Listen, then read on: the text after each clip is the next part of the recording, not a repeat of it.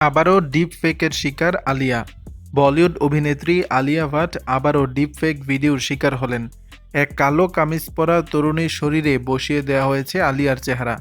এ নিয়ে বেশ বিভ্রান্তিতে পড়েছেন নেটিজেনরা। পিঙ্কভিলার প্রতিবেদন অনুযায়ী আবারও আলিয়া ভাটের ডিপফেক ভিডিও ছড়িয়ে পড়েছে সোশ্যাল মিডিয়ায়।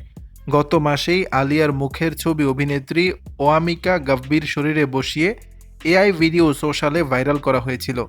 এবার তার মুখ কালো কামিজ পরা এক তরুণীর শরীরে বসিয়ে দেওয়া হয়েছে। ভিডিওতে দেখা যাচ্ছে এক মেয়ে সালোয়ার কামিজ পরেছে, সাথে জোলা দুলও পরেছেন।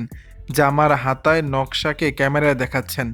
এর আগে একাধিক বলিউড নায়িকার ভিডিও আর্টিফিশিয়াল ইন্টেলিজেন্স বা কৃত্রিম বুদ্ধিমত্তার সাহায্যে অশ্লীল পোশাক বা অঙ্গভঙ্গি করা অন্য কারো শরীরে বসিয়ে সোশ্যালে ভাইরাল করা হয়েছে।